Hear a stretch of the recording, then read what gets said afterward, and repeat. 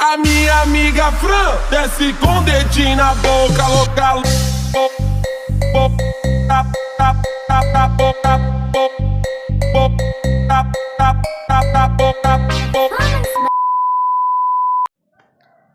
Assalamualaikum warahmatullahi wabarakatuh. Hai semua, apa kabar? Semoga baik-baik aja ya. Ya walaupun ini masih dalam keadaan pandemi, PSBB-nya yang masih melanjut gitu kan. Ya saya harap kalian semua dalam keadaan yang baik-baik saja. Ya sekali lagi saya ingatkan, yuk kita sama-sama, yuk disiplin untuk menjalankan protokol kesehatan.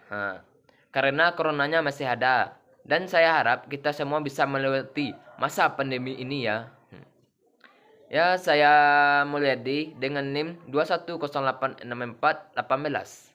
Jurusan yang saya ambil adalah Penjaskesrek di Universitas Negeri Padang.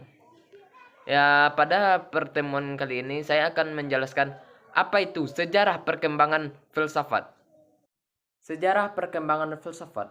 Yang pertama, sejarah perkembangan filsafat pada zaman Yunani kuno.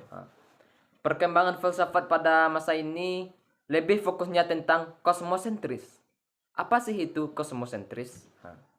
Kosmosentris adalah yang difikirkan oleh orang-orang terdahulu, yaitu tentang alam semesta. Entah bumi maupun matahari sebagai pusat edarnya. Nah, pada masa Yunani kuno ini lazim disebut masa filsafat alam. Kenapa sih dikatakan demikian? Ya, karena pada masa ini ditandai dengan munculnya para ahli pikir alam. Munculnya para ahli pikir alam. Di mana arah dan perhatian mereka itu berpusat kepada yang di sekitar mereka. Yang di sekitar mereka ya. Berpusat pada di sekitar mereka. Nah, mereka membuat pertanyaan-pertanyaan tentang gejala alam. Yang bersifat filsafat berdasarkan akar pikir, ya, berdasarkan akar pikir. Nah, dan tidak berdasarkan mitos ya, tidak berdasarkan mitos. Mereka mencari asas yang pertama dari alam, yang sifatnya mutlak, yang berada di belakang segala sesuatu yang serba berubah. Mereka mencari asas yang pertama dari alam semesta yang sifatnya mutlak, yang berada di belakang segala sesuatu yang serba berubah. Nah, yang kedua, sejarah perkembangan filsafat pada abad pertengahan. Perkembangan filsafat pada masa pertengahan ini banyak membahas tentang teosentris. Apa sih itu teosentris? Teosentris adalah di mana yang menjadi topik pembahasannya pada masa ini ialah tentang ketuhanan. Secara histori, peradaban yang dibangun oleh Yunani mengalami masa kejayaan. Sudah sangat berkembang pesat dan besar sehingga mempengaruhi pemikiran di Eropa. Karena pada saat di Eropa muncul peradaban Kristen. Karena pada saat di Eropa munculnya peradaban Kristen. Namun pada periode selanjutnya dominasi gereja semakin berlanjut. Gereja memberlakukan aturan yang sangat ketat atau peraturan yang sangat-sangat mantap gitu kan, yang ketat ya terhadap pemikiran manusia. Nah, termasuk pemikiran tentang teologi, banyak pihak gereja yang berhak mengadakan penyelidikan tentang agama. Nah, itulah abad pertengahan. Nah, yang ketiga, sejarah perkembangan filsafat pada masa modern.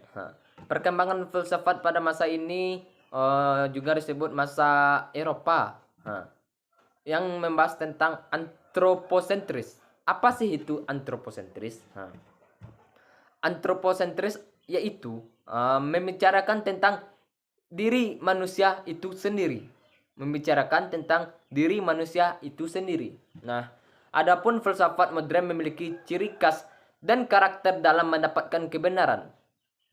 Nah, cirinya yaitu kesangsian terhadap kebenaran itu sendiri. Kebenaran terhadap itu sendiri. Nah, maka dalam mendapatkan kebenaran yang sejati adalah dengan kesangsian dan keraguan.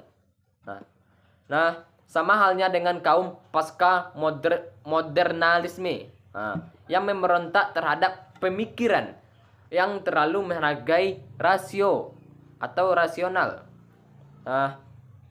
Para pemikir rasional menuntut kenyataan yang sejati berdasarkan pada pemikiran, sehingga hukum pengetahuan sangat jelas. Nah, menurut kaum kritisme, ilmu pengetahuan harus memiliki kepastian, sehingga rasionalisme adalah benar. Nah, ilmu pengetahuan harus mau dan berkembang, didasari oleh kenyataan-kenyataan yang berkembang pula. Nah, itulah singkat sejarah perkembangan filsafat, baik itu di zaman Yunani kuno, abad pertengahan, dan masa modern. Nah, hanya sekian yang dapat saya jelaskan pada pertemuan kali ini. Kalau ada kata-kata yang salah atau kata-kata saya yang kurang maksimal, mohon dimaafkan ya teman-teman. Baiklah, hanya sekian yang dapat saya sampaikan. Saya tutup dengan satu pantun. Berbaris sholat namanya syaf, maghrib tiba matahari terbenam. Bila ada salah ku harapkan maaf, akhir kata ku ucapkan salam. Assalamualaikum warahmatullahi wabarakatuh. Salam olahraga.